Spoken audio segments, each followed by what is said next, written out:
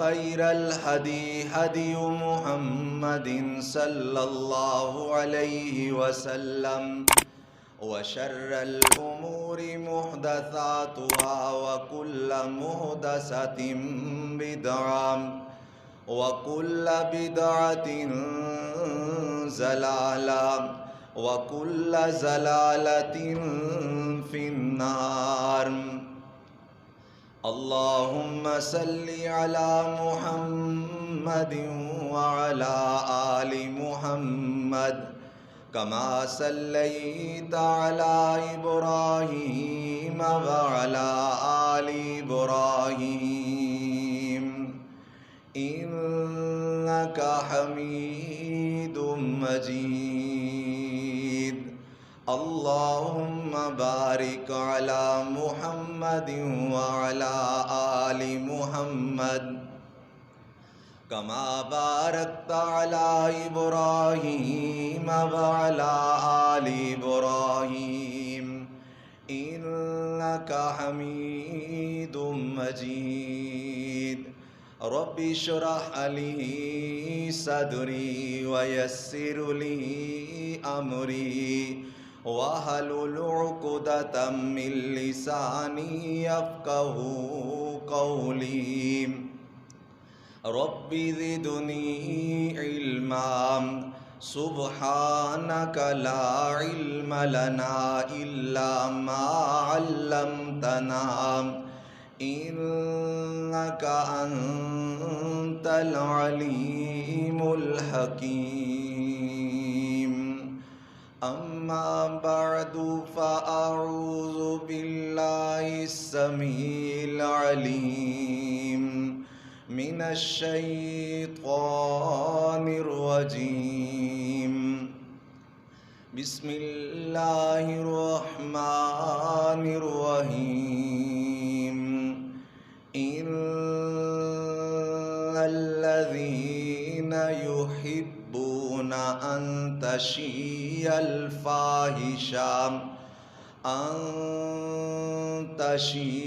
الفاحشة في الذين آمنوا لهم عذاب عليم في الدنيا والآخرة والله يعلم وأنتم لا تعلمون. صدق اللہ.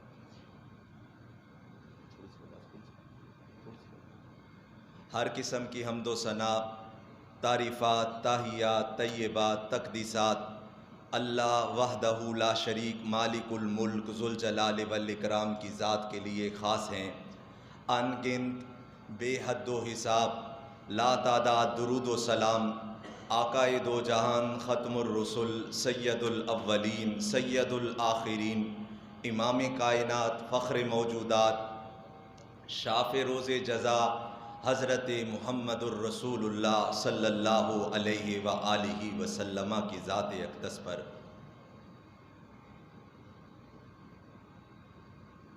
اسلام وہ دین فطرت ہے کہ جو اپنے ماننے والوں کو وہ پاکیزہ ضابطۂ حیات عطا فرماتا ہے کہ جس کے اندر دنیا کی بھی خیر ہی خیر ہے اور آخرت کی بھی کامیابی ہی کامیابی ہے. یہ وہ مکمل ضابطۂ حیات ہے کہ جو اپنے ماننے والوں کو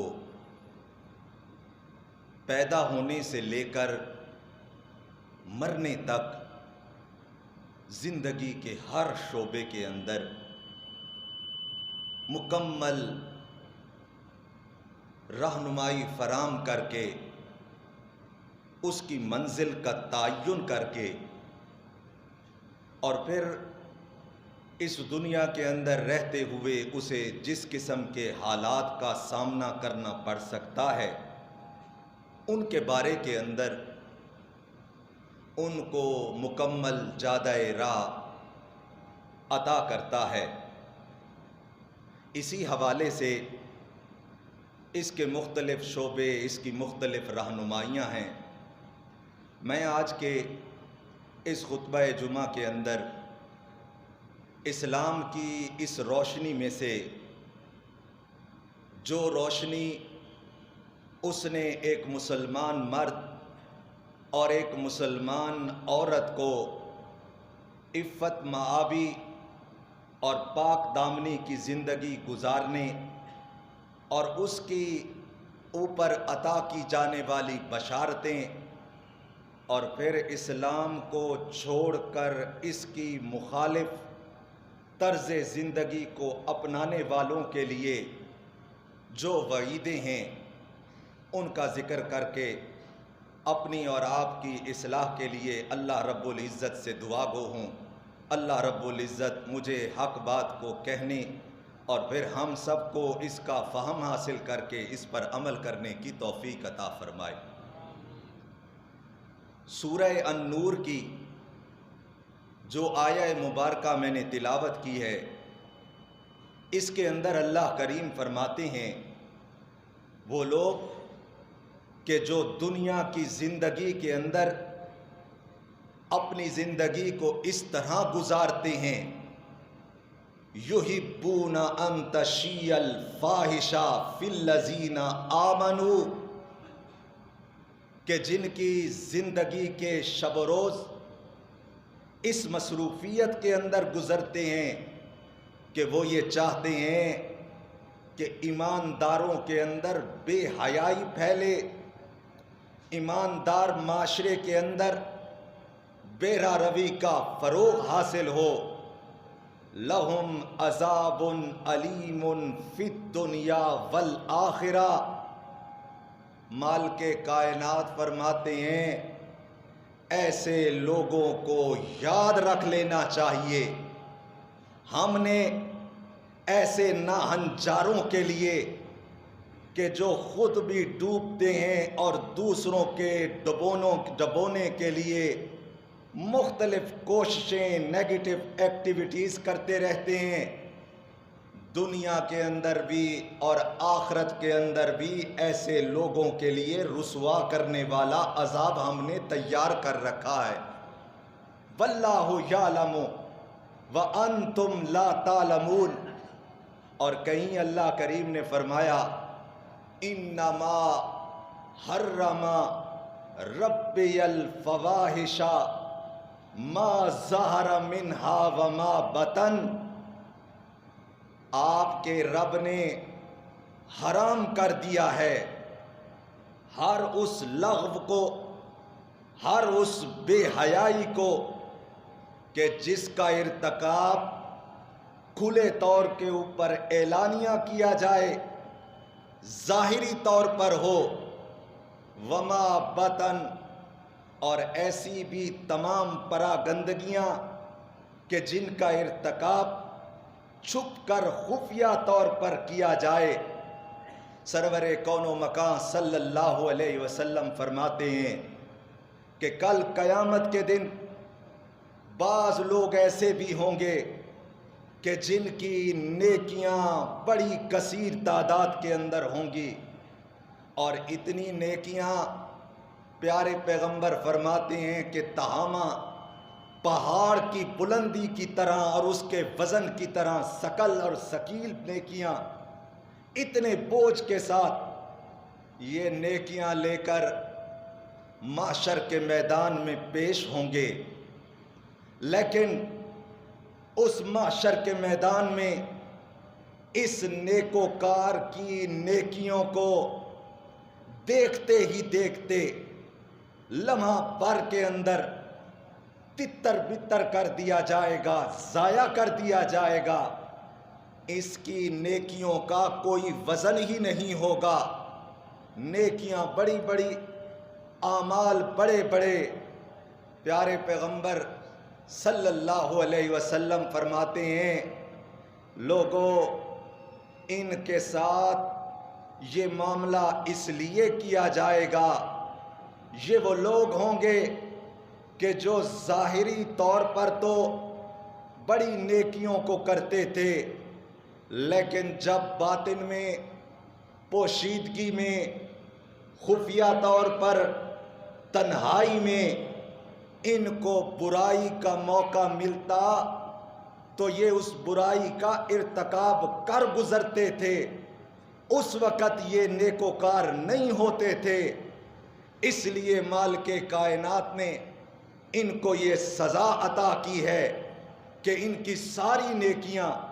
اللہ کریم نے اس وجہ سے، ان کے اس جرم کی وجہ سے ان کو ضائع کر دیں گے۔ اور اسی طرح وہ لوگ کہ جو ظاہری طور پر بھی برائی، بے حیائی کو پھیلانے اور اس کا ارتکاب کرنے کے اندر شرم اور عار محسوس نہیں کرتے، فرمایا یہ لوگ بھی کل قیامت کے دن عذاب علیم کے مستحق ہوں گے۔ اور پیارے پیغمبر فرماتے ہیں کہ لوگوں، بے حیائی کا ارتکاب کرنے والا، فحاشی کا دل دادا اور اس عمل کے اندر ملوث ہونے والا جب بے حیائی کا ارتکاب کرتا ہے تو اس کے اندر سے اس وقت ایمان نکل چکا ہوتا ہے، وہ اس وقت ایماندار نہیں رہ چکا ہوتا جب وہ اس بے حیائی کا اور اس فحاشی کا ارتکاب کر رہا ہوتا ہے۔ اور کہیں اللہ کریم نے اس حوالے سے بڑے ہی تاکیدی الفاظ کے اندر متنبہ کرتے ہوئے فرمایا وَلَا تَقْرَبُوا الزِّنَا إِنَّهُ كَانَ فَاحِشًا۔ او لوگو، بدکاری کے عظیم ترین گناہ، بس بدکاری کی بڑی قسم زنا کے قریب نہیں جانا، اس بے حیائی اور بد کرداری کے قریب نہیں جانا۔ اِنَّهُ كَانَ فَاحِشًا، یہ بڑی ہی فحاشی کا کام ہے، بڑی ہی بے حیائی کا کام ہے۔ وَسَاءَ سَبِيلًا، اور جو لوگ اس راستے کے اوپر چل پڑتے ہیں وہ بڑے ہی برے راستے کے اوپر چل پڑتے ہیں۔ مفسرین نے لکھا سَاءَ سَبِيلًا، یہ بے حیائی کے راستے پہ چلنے والے لوگوں کو انتظار کرنا چاہیے کہ آج ہم کسی کے ساتھ یہ خیانت کا معاملہ کر رہے ہیں، اس انتظار میں ان کو رہنا چاہیے سَاءَ سَبِيلًا، کہ یہ خیانت کب ان کی طرف پلٹ کر آتی ہے کہ جو وہ بددیانتی اور جو وہ کردار کی خیانت کسی اور کے ساتھ کسی اور کی طرف کرنے جا رہے ہیں، کب خود ان کی طرف، ان کے گھروں کی طرف پلٹ کر آتی ہے۔ یہی وجہ ہے کہ سرور کون و مکان صلی اللہ علیہ وسلم تشریف فرما ہے، آنے والا آتا ہے اور آ کر عرض کرتا ہے آقا میں اسلام تو قبول کر چکا، لیکن میرے اندر ایک کبھی عادت ہے کہ میں اس فعل بد سے اپنے آپ کو محفوظ نہ رکھ پاؤں، مجھے اجازت دیجئے کہ میں جو جاہلیت کے اندر وہ خیانت کا اور بد کرداری کا گناہ کیا کرتا تھا، مجھے ایک گناہ کی اجازت دے دیجئے، میں اس کا ارتکاب کر لوں۔ پیارے پیغمبر کہ جو حکیم بھی تھے اور اللہ نے آپ کو اپنی شریعت کی بصارت سے بھی مالا مال فرمایا ہوا تھا، فرمانے لگے آنے والے سائل، کیا تو پسند کرتا ہے کہ کوئی تیری والدہ کے ساتھ اس گناہ کا تصور کرے؟ کیا تو برداشت کرتا ہے؟ کہنے لگا یہ کیسے ہو سکتا ہے، میں کبھی پسند نہیں کروں گا۔ آپ نے فرمایا پھر اگر یہی بات مختلف رشتوں کے حوالے سے حضور علیہ السلام نے اس سے استفہام کیا، تیری بہن کے حوالے سے، خالہ کے حوالے سے، پھوپھی کے حوالے سے، کہنے لگا کہ حضور یہ کیسے ہو سکتا ہے، میری غیرت گوارا نہیں کرتی کہ کوئی ہمارے ان رشتوں کے بارے میں اس طرح سے غلط سوچے۔ پیارے پیغمبر صلی اللہ علیہ وسلم نے فرمایا، آنے والے پھر یاد رکھ،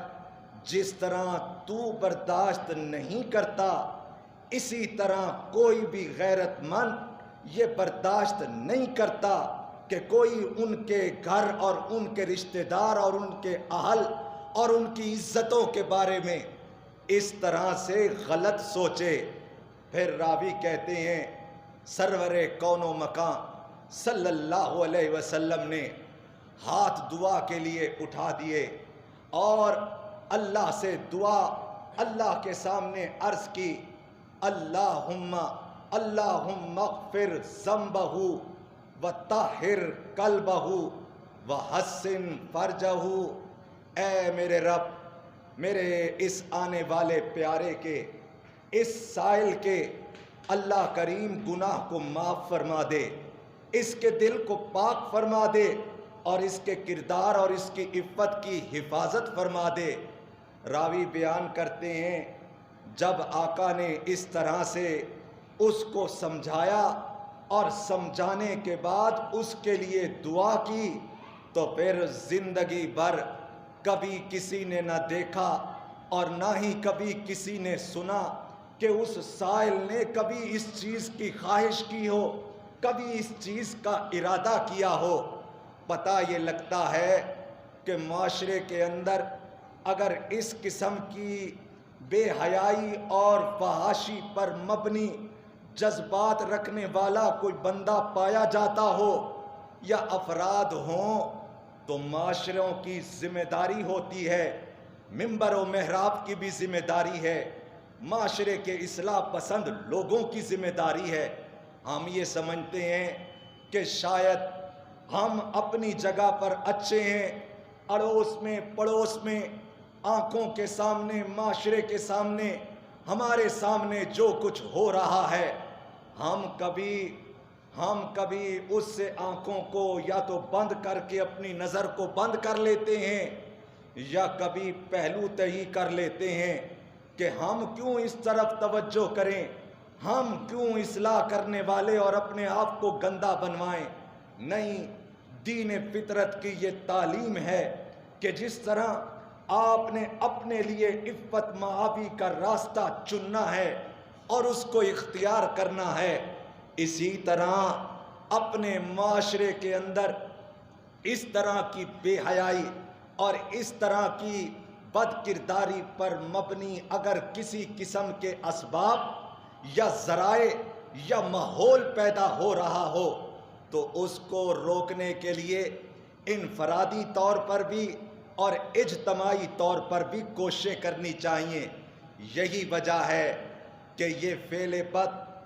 یہ گناہ کبیرہ کہ جسے پیارے پیغمبر نے ایک روایت کے اندر اللہ کے ساتھ شرک کے بعد اس کو دوسرے نمبر کے اوپر بڑا کبھی گناہ قرار دیا ہے کہ یہ عفت معابی کی زندگی کو چھوڑ کر غلط اور بے روی کی زندگی کو اختیار کرنے والا اللہ کے ہاں اتنا بڑا مجرم ہے۔ اور سرور کون و مکان صلی اللہ علیہ وسلم نے اس حوالے سے بار بار تاکیدیں بھی فرمائی ہیں، وعیدیں بھی فرمائی ہیں۔ آقا فرماتے ہیں کہ لوگو، میں اللہ کا پیغمبر اس شخص کو جنت کی ضمانت عطا کرتا ہوں کہ جو مجھے 2 چیزوں کی ضمانت اور 2 چیزوں کی حفاظت کی گارنٹی دے دے، میں اللہ کا آخری پیغمبر اسے جنت کی ضمانت عطا کرتا ہوں۔ ایک اپنی زبان کی کہ اس کو اپنے کنٹرول میں رکھے گا، اس کی زبان سے دوسرے کسی مسلمان فرد کو کسی قسم کی کوئی اذیت نہیں پہنچنی چاہیے۔ یہ کاہے کی مسلمانی ہے کہ میں 5 وقت کا نمازی بھی ہوں، تہجد گزار بھی ہوں، صدقہ خیرات کرنے والا بھی ہوں، حج عمرہ کرنے والا حاجی بھی ہوں، لیکن میری زبان سے میرے ساتھ کھڑے ہونے والا نمازی ہی محفوظ نہیں ہے، میرے ساتھ پڑوس میں رہنے والا میرا پڑوسی میری زبان سے محفوظ نہیں ہے۔ کاہے کا مسلم، کاہے کا ایمان۔ پیارے پیغمبر صلی اللہ علیہ وسلم فرماتے ہیں، دوسرا اپنے کردار کی، اپنی عفت کی، اپنے ناموس کی، اپنی شرمگاہ کی حفاظت کی ضمانت دے دے، میں اللہ کا پیغمبر اسے جنت کی ضمانت عطا کرتا ہوں۔ یعنی شریعت کی تعلیم یہ ہوئی، پیارے پیغمبر کا اسوہ یہ ہوا، تعلیم یہ ہوئی کہ ایک مسلمان کسی مسلمان معاشرے کے اندر رہتے ہوئے عفت معابی اور با کردار اور با حیا زندگی گزارتا ہے۔ جس شخص کے اندر حیا کے نام کی چیز نہ ہو، وہ اپنے آپ کو دین کا تھمب کہے، دین کا پاوا کہے، دین کا علم بردار کہے، ایسے شخص کی نہ عمل کے اندر کوئی تاثیر ہوتی ہے، نہ اس کی زبان کے اندر کوئی تاثیر ہوتی ہے، اور نہ ہی اس کے معاملات کے اندر کوئی تاثیر ہوتی ہے۔ اور پیارے پیغمبر صلی اللہ علیہ وسلم نے طویل روایت میں فرمایا کہ میں نے خواب میں دیکھا، مجھے جہنم کا مشاہدہ کروایا گیا اور مجھے ایک ایسی جگہ پر لے جایا گیا جہاں پر میں نے دیکھا کہ ایک تنور، اور اس تنور کے اندر، یہ عام تنور نہیں کہ جس کے اندر ہم اپنی روٹیاں وغیرہ پکاتے ہیں، یہ جہنم کا تنور ہے کہ جس کی آگ کا دنیا کی آگ کے ساتھ کوئی مقابلہ اور کمپیریزن ہی نہیں ہے۔ وہ جہنم کی آگ، پیارے پیغمبر صلی اللہ علیہ وسلم فرماتے ہیں،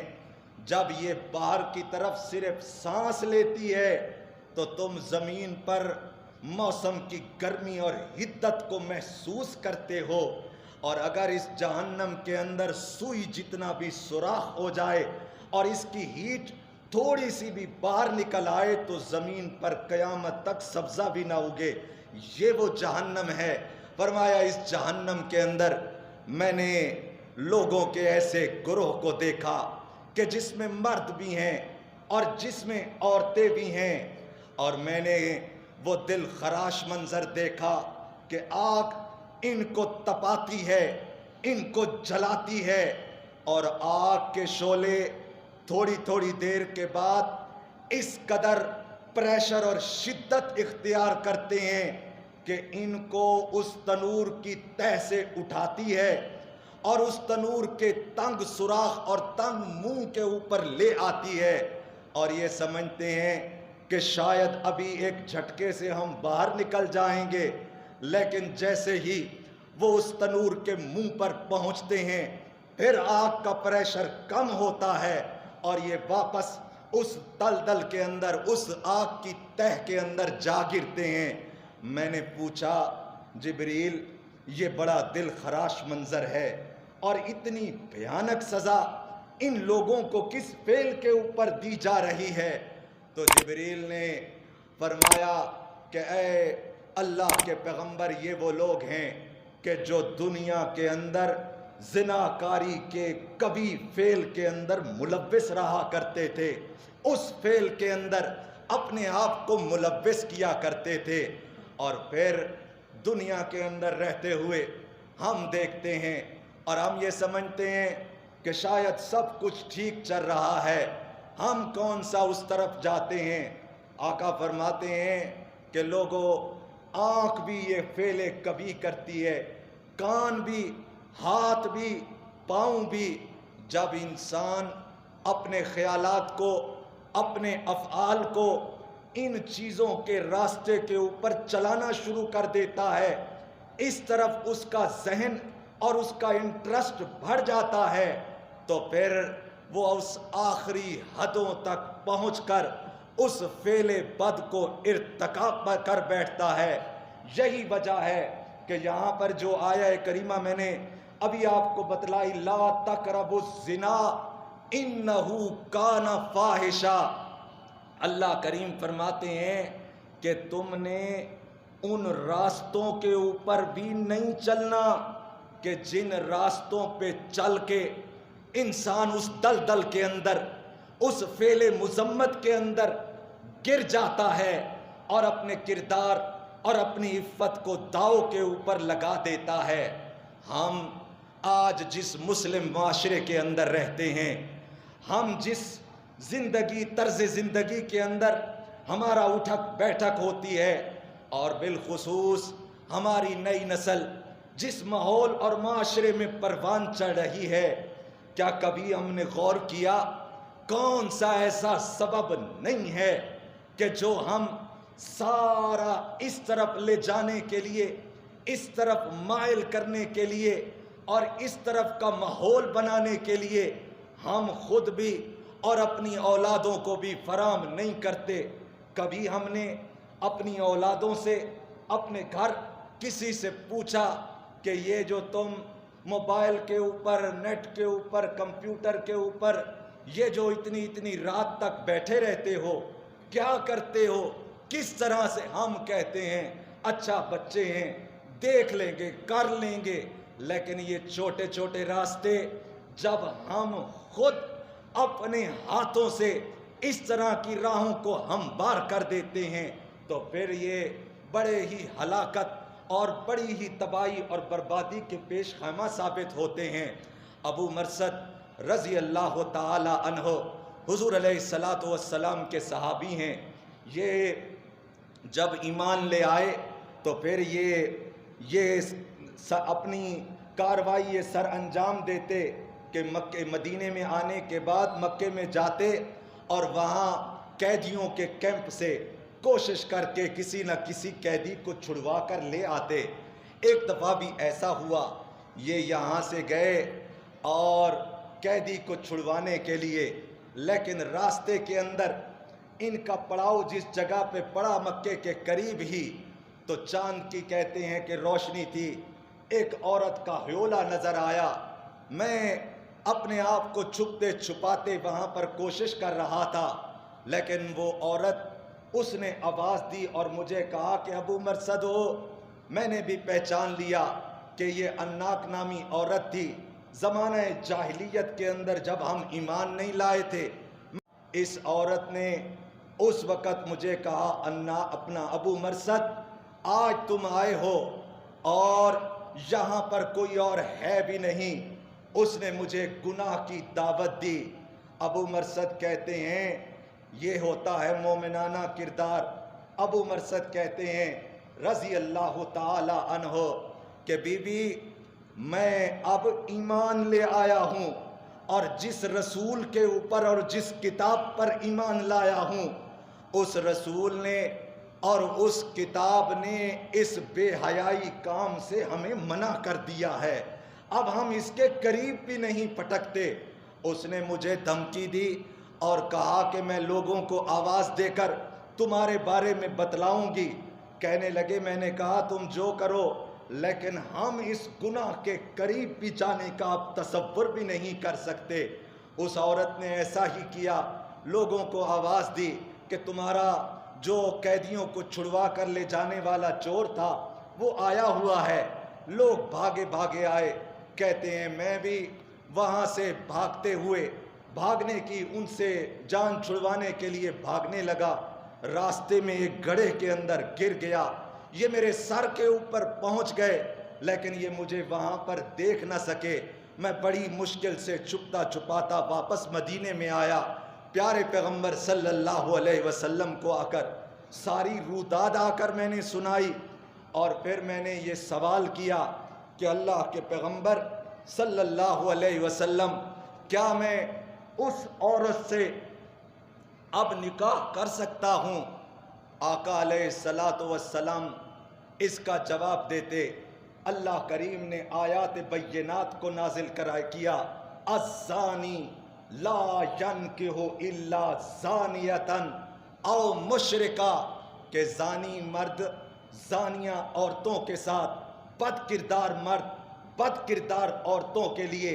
اپنی زندگی کے شریک سفر کے لیے انتخاب کرتے ہیں۔ غرض حضور علیہ الصلاۃ والسلام نے ابو مرثد کو اس طرح کے عمل سے اور اس نکاح سے منع فرما دیا. اور مفسرین نے یہاں پر نقطہ اٹھایا کہ اور اس مسئلے کو واضح کیا کہ ہمیشہ رشتوں کا انتخاب کرتے ہوئے مومن مرد ہو اور مومنہ عورت ہو، اسے صالح اور با کردار مرد اور عورت کا انتخاب کرنا چاہیے. ایسی طرف نہیں جانا چاہیے کہ جس کے کردار اور جس کے عفت کے اوپر کسی قسم کا کوئی دھبا ہو. حضور علیہ الصلاۃ والسلام نے اس حوالے سے مکمل رہنمائی فراہم کی ہے. شاید ہم یہ سمجھتے ہیں کہ یہ چیزیں مسجدوں میں کیوں بیان کی جائیں، ان کا کیا کام. نانا، یہ دین فطرت ہے کہ جو اپنے ماننے والوں کو حیا کی تعلیم دیتا ہے، با کرداری کی زندگی گزارنے کی تعلیم دیتا ہے. آقا علیہ الصلاۃ والسلام نے فرمایا، لوگو، جس قوم کے اندر بد کرداری اور سود عام ہو جائے، اس قوم کو تباہی سے پھر کوئی نہیں بچا سکتا. آپ نے دیکھا نہیں کہ ہم روز بروز مختلف قسم کی دلدلوں کے اندر گرتے جا رہے ہیں. کبھی ہم نے من حیث القوم اپنا محاسبہ کیا کہ آخر کیا وجہ ہوئی کہ رب کی رحمتیں ہم سے روٹ چکی ہیں. آقا علیہ الصلاۃ والسلام نے فرمایا، لوگو، جب تمہارے پاس کوئی رشتہ لے کر تمہارے گھر رشتہ لے کر آئے اور تم سے سوال کرے رشتے کا، تو پھر تم یہ جانو کہ اس بندے کا دین ٹھیک ہے اور اس بندے کا اخلاق بہتر ہے، تو تمہیں اس رشتے کے کرنے میں دیر نہیں کرنی چاہیے. اگر تم نے ان دونوں چیزوں کو پس پشت ڈال کر اور معیارات کو قائم کیا اور ان چیزوں کی پرواہ نہیں کی، کہتے ہیں کوئی بات نہیں. آج کل کی ینگ جنریشن کے اندر ساری سوسائٹی میں اٹھنا بیٹھنا ہوتا ہے، یہ چھوٹی موٹی چیزیں، ان پر کچھ نہیں ہوتا، باقی چیزوں کو دیکھنا چاہیے. نہیں، کونین کے تاجدار فرماتے ہیں، ایمان اور اخلاق کو اولین ترجیح دو، اور جس کے ایمان اور اخلاق کے بارے میں تمہیں یہ کنفرم ہو جائے تو پھر اس کے ساتھ اپنی بیٹی کا رشتہ کر دو. اگر تم ایسا نہیں کرو گے تو پھر تم ایسے فتنے اور فساد کے اندر مبتلا ہوگے کہ جو بہت بڑا فتنہ اور فساد ہوگا وہ کسی بھی صورت کے اندر ہو سکتا ہے. وہ تمہاری عزت کے دو لگنے کی صورت میں بھی ہو سکتا ہے، اور بہت ساری معاشرتی بے حیائیوں اور برائیوں پر مبنی ہو سکتا ہے. اور دوسری طرف فرمایا کہ جب تم اپنے لیے، اپنے بیٹے کے لیے رشتے کا انتخاب کرنے کے لیے جاؤ، ڈھونڈو، تو تم ٹھیک ہے اس کے حسب نسب کو بھی دیکھ سکتے ہو، اس کے مال و دولت کو بھی دیکھتے ہو، دنیاوی تقاضوں کو بھی مد نظر رکھتے ہو، حسن و جمال کو بھی مد نظر رکھتے ہو. یہ ساری چیزیں تم اپنے مد نظر رکھ سکتے ہو، لیکن سب سے مقدم اور سب سے پریفرنس جس چیز کو دینی ہے وہ تم نے ایمان اور اخلاق اور کردار کو دینی ہے. جس گھرانے کو دیکھو کہ اس کے گھر کے اندر اس طرح کا رشتہ موجود ہے کہ جو دین کے اندر اور اخلاق کے اندر اعلیٰ وصف رکھتا ہے، تو وہاں پر اس رشتے کو کرنے میں دیر نہ کرو. کونین کے امام صلی اللہ علیہ وسلم فرماتے ہیں، جس رشتے کو تم دینداری کی بنیاد کے اوپر کرو گے، اللہ رب العزت اس رشتے کے اندر برکتیں عطا کرتے ہیں. اللہ کریم اس رشتے کے اندر، اس تعلق میں، اس جوڑ کے اندر اپنی طرف سے مدد نازل فرماتے ہیں، اور اللہ نے اس کے لیے مدد کو اپنے ذمے لے لیا ہے کہ جو اس وجہ سے ان بنیادوں کے اوپر اور اس راستے کو اختیار کرنے کے لیے اس طرح کے بندھن اور رشتوں کو طے کرتے ہیں. سرور کون و مکان صلی اللہ علیہ وسلم کی بارہا اس حوالے سے کئی قسم کی تنبیہات اور اس کے بارے میں رہنمائی موجود ہے، اور خود قرآن کریم کو جب پڑھنے والا ایک قاری عمیق نظر کے ساتھ پڑھتا ہے تو اللہ کریم نے اپنے مختلف بندوں کی عفت معابی اور باکردار مومنانہ زندگی کا ذکر کر کے ہمارے سامنے مثالیں رکھی ہیں کہ دیکھو یہ مثالیں ہیں کہ جو ہم تمہارے سامنے رکھتے ہیں اور تمہیں ان کو اپنا نمونہ اور آئیڈیل بنانا چاہیے۔ سیدنا یوسف علیہ السلام کا قصہ بار بار شاید ہم نے سنا ہوگا، اور یوسف علیہ السلام کے حوالے سے ان کے تذکرے اور ان کی باتیں کئی بار ہم نے سنی ہوں گی، لیکن کاش ہم ان نصائح کے اوپر، ہم ان عبرتوں کے اوپر، ہم اس سے حاصل ہونے والے اسباق کے اوپر بھی نظر رکھتے۔ یوسف علیہ السلام جب عزیز مصر کے دربار کے اندر اور پھر ہر طرح کے اسباب کے مہیا ہو جانے کے باوجود کسی قسم کی کوئی رکاوٹ بھی نہیں ہے، اور اللہ کریم نے یہ قصے، یہ ساری باتیں صرف اس لیے بیان کر دی ہیں کہ ہم ان کو پڑھ کر اس کے قصے سے سمجھیں کہ بڑا ہی دلچسپ قصہ ہے، بڑا ہی دلچسپ قصہ ہے، بڑا ہی خوبصورت واقعہ ہے۔ نہیں، فرمایا یہ احسن القصص اس لیے ہے، ان فی ذالک لعبرہ، اس کے اندر مالک کائنات نے تمہاری نصیحت کے لیے بڑی ہی نشانیاں رکھی ہیں۔ اب مالک کائنات کا انداز دیکھیے گا، اگر مالک کائنات یہ سب کچھ نہ بھی فرماتے تب بھی بات ہو سکتی تھی، لیکن مسئلے کی اہمیت کے لیے، بات کو سمجھانے کے لیے اللہ کریم نے ہر جزیات کو کھل کر بیان فرمایا ہے۔ اللہ کریم فرماتے ہیں وَرَاوَدَتُهُ الَّتِي هُوَ فِي بَيْتِهَا عَن نَّفْسِهِ وَغَلَّقَتِ الْأَبْوَابَ وَقَالَتْ هَيْتَ لَكَ، جب ہمارے یوسف اس آزمائش کے اندر ڈالے گئے اور ہر قسم کے اسباب کے مہیا ہو جانے کے باوجود جب ان کو اس گناہ کی دعوت دی جاتی اور چاہتے تو یہ اس گناہ کی طرف ملوث ہو سکتے، لیکن ہمارے یوسف باکردار اور مومنانہ زندگی کو اس طرح سے انہوں نے اپنے ایمان کو اور اپنی عفت کو وہاں پر بچایا۔ فرمانے لگے قال معاذ اللہ، قال معاذ اللہ انہو ربی احسن مثواج انہو لا یفلح الظالمون، میں اللہ سے ڈرتا ہوں یہ عارضی طور پر گناہ، یہ چند لمحات کا یہ گناہ، میں اس کے مقابلے میں اللہ کی پناہ اور اللہ کے سامنے اس سے بچنے کی التجا کرتا ہوں، اور کبھی رب اکبر کے سامنے اس گناہ کے مقابلے میں اس قید خانے میں جانے کو ترجیح دیتے ہیں کہ جس کا کوئی عام بندہ کون چاہتا ہے کہ میں بادشاہ کے محل کو چھوڑ کر اور میں قید خانے کی زندگی میں جاؤں اور قیدی بن کر زندگی گزاروں، لیکن فرمایا کہ اللہ والوں کا یہ وتیرہ ہوتا ہے کہ وہ ہر حال میں اپنے کردار کی حفاظت کرنے والے ہوتے ہیں، اور اس کے لیے کوئی مشکل بھی آتی ہے تو اس مشکل کو برداشت کرتے ہیں۔ عرض کرتے ہیں رب السجن احب الی مما یدعوننی الیہ وَإِلَّا تَصْرِفْ عَنِّي كَيْدَهُنَّ أَصْبُ إِلَيْهِنَّ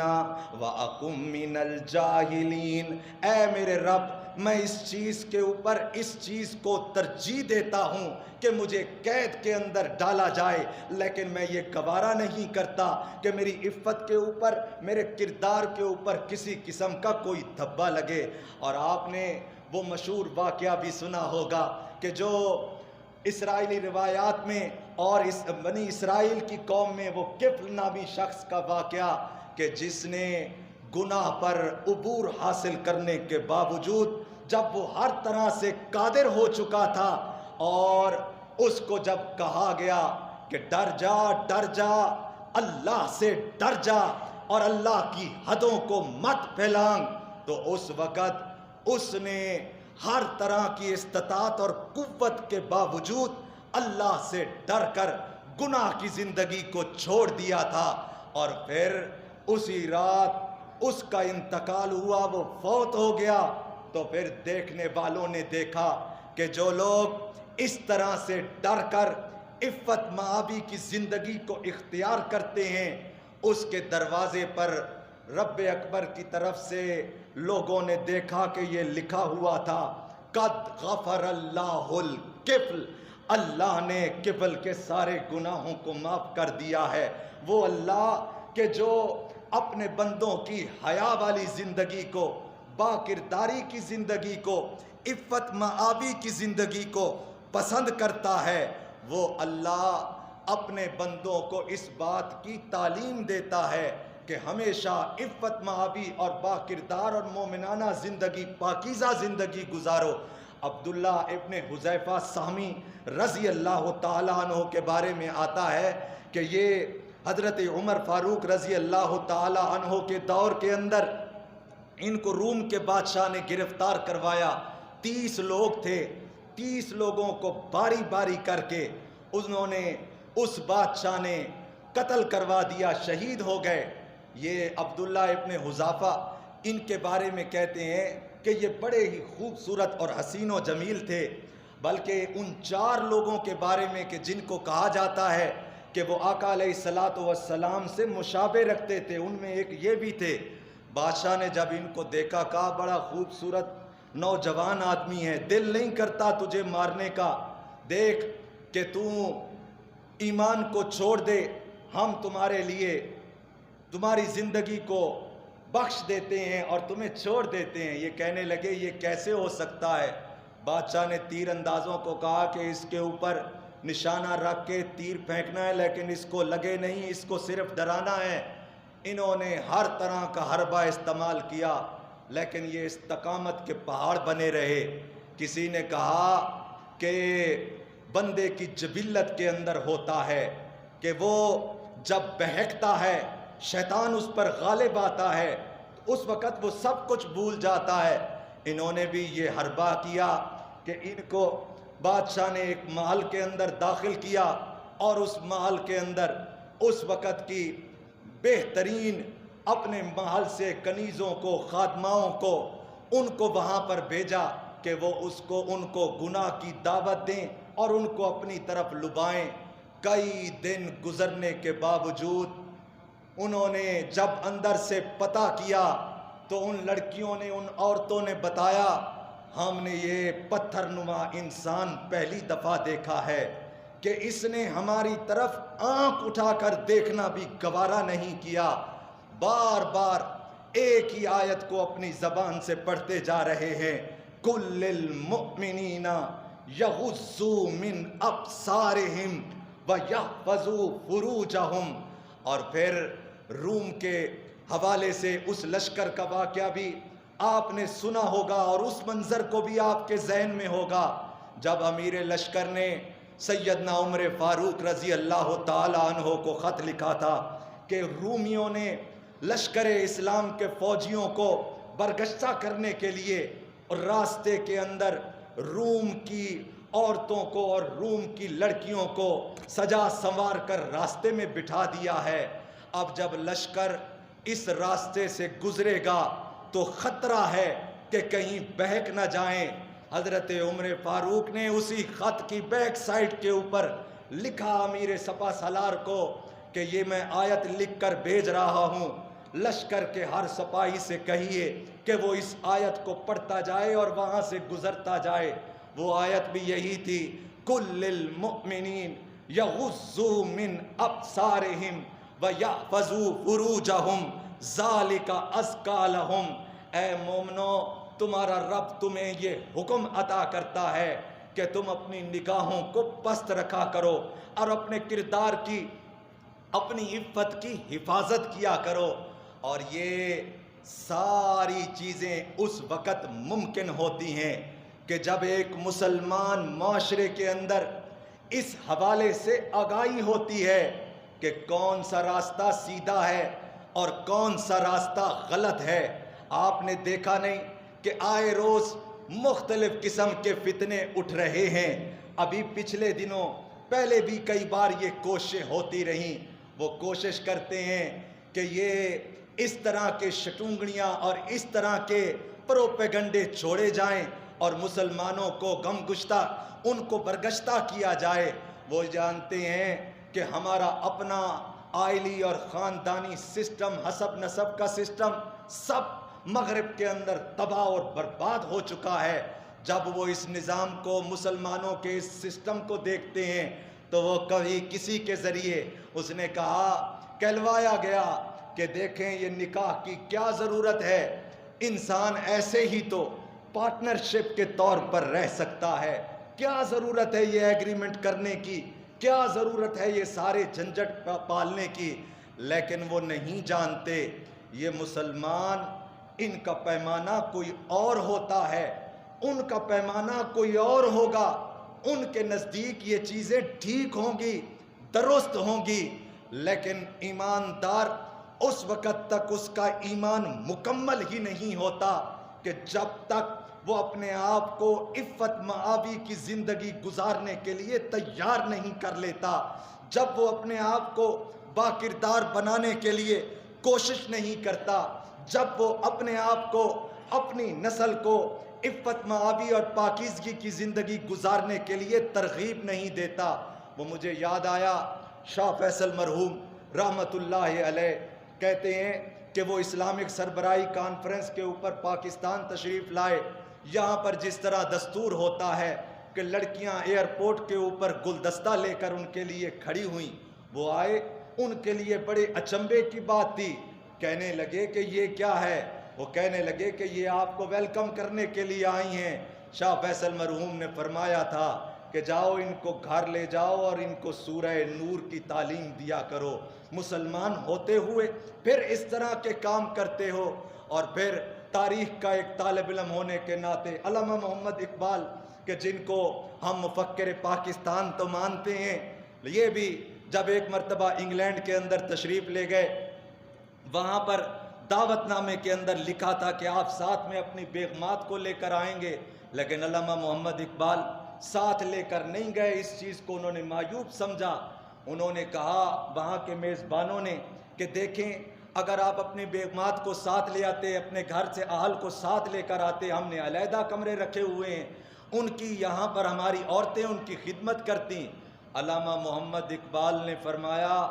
ہم اپنی عورتوں کو ایسی عورتوں سے ملنا بھی معیوب سمجھتے ہیں کہ جو حیا اور کردار کو جانتی ہی نہیں ہے. ہم اس دین سے تعلق رکھتے ہیں کہ جو ہمیں عفت معابی اور حیا کی زندگی گزارنے کی تعلیم دیتا ہے. یہی وجہ ہے کہ حضور علیہ الصلاۃ والسلام کی مختلف روایات میں، احادیث کے اندر آپ نے بار بار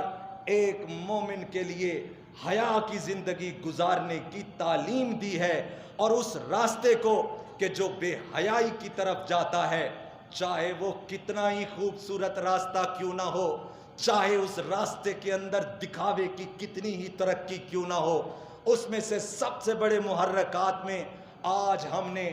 مرد و زن کا اختلاط، خواہ وہ تعلیمی اداروں کے اندر ہو، خواہ وہ ہمارے فنکشنز کے اندر ہو، خواہ وہ ہماری مختلف قسم کے آفیسز کے اندر ہو، خواہ وہ ہماری مختلف سوسائٹیز کے اندر ہو،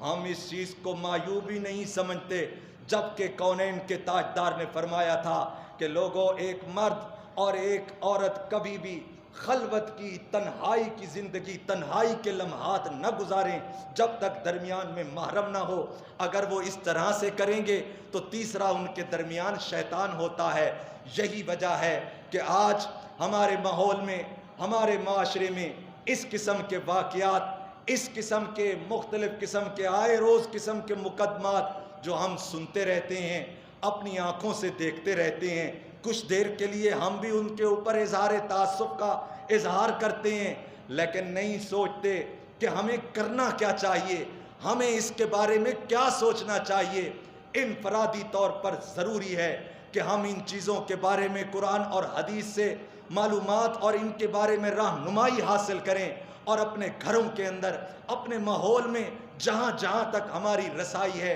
ان چیزوں کو لاگو کرنے کی کوشش کریں، اور حکومت وقت کی یہ ذمہ داری ہے کہ وہ ایک مسلم سٹیٹ کے اندر، ایک مسلمان معاشرے کے اندر ایسی تمام اسباب کا کلا کما کرے کہ جو بے حیائی کو، جو فحاشی کو پروان چڑھاتے ہوں، خواہ وہ میڈیا ہو، خواہ وہ کسی اور قسم کا کوئی ذریعہ ہو۔ افسوس ہوتا ہے کہ جب ہم اپنے آپ کو ریاست مدینہ کی ریاست کا علم بردار اور دعوے دار کا دعویٰ کرتے ہیں، لیکن اس کے اندر بے حیائی اور فحاشی کے تمام حدوں کو ہم پھلانگ جاتے ہیں۔ ضرورت اس بات کی ہے کہ ہم اس ملک کے اندر یا میں اسلامی حکمرانوں کی بات، میں نے انفرادی بات کی، اسلامی حکمرانوں کی یہ ذمہ داری ہے کہ وہ اپنے بچوں کے نصاب کے اندر میڈیا کے اوپر اور تمام ایسی جگہوں کے اوپر کہ جہاں سے فحاشی اور بے حیائی کے پروان چڑھنے کے اسباب پیدا ہوتے ہوں، ان کے خلاف کلا کما کرے، ایسے ایکٹ کو لائے۔ لیکن افسوس آوے کا آوا ہی بگڑا ہوا ہے۔ کس سے کہیں، کس سے نہ کہیں، اوپر سے لے کر نیچے تک ایک ہی ٹون بجائی جاتی ہے۔ ہمارے وزراء کو، ہمارے مشیروں کو، ہمارے ترجمانوں کو اس بات کی تو فکر ہوتی ہے کہ شراب کا پرمٹ کیوں نہیں جاری کیا جاتا، 4 سٹار 5 سٹار کے اوپر شراب کے پرمٹ کا قانون منظور ہونا چاہیے، لیکن کسی کو یہ نہیں خیال آتا کہ ہمارے میڈیا کے اوپر، ہمارے چوراہوں میں، چوکوں میں، شہروں کے اندر بے حیائی کے فروغ کے لیے جو اقدامات کیے جاتے ہیں ان کو بھی بند کرایا جائے۔ وہاں پر ہم کہتے ہیں یہ ثقافت ہے، یہ حقوق نسواں ہے، یہ آزادی ہے، اور یہ حقوق نسواں، آخری بات کر کے بات کو ختم کرتا ہوں۔ میں نے کہا جس طرح یہ مسلم معاشروں کے اندر یہ چیزیں چھوڑی جاتی ہیں، وہ ایک اٹھا تھا میرا جسم میری مرضی کے نام سے، یہ کیا ہے؟ صرف معاشرے کی بچیوں کو، معاشرے کی مسلم خواتین کو، ان کے ذہنوں کے اندر پراگندگی کو پیدا کرنے کے لیے این جی اوز کی تنخواہوں کے اور پے رول کے اوپر رہنے والے اس قسم کے شوشوں کو چھوڑتے ہیں۔ مسلمان کا کردار یہ ہوتا ہے کہ وہ ان تمام خطرات سے آگاہ بھی ہوتا ہے اور ان کے سد باب کے لیے انفرادی اور اجتماعی طور پر ہر جگہ اور ہر لیول کے اوپر کوشش بھی کرتا ہے۔ اللہ رب العزت ہمیں اپنے پیارے پیغمبر سرور کون و مکان حضرت محمد الرسول اللہ صلی اللہ علیہ وسلم کے سچے دین کی سچی پاکیزہ اور مطہر تعلیمات کو اپنے آپ کے اوپر، اپنے گھروں میں، اپنے ماحول میں، اپنے معاشروں کے اندر لاگو کر کے اپنی زندگیوں کو کامیاب بنانے کی توفیق عطا فرمائے۔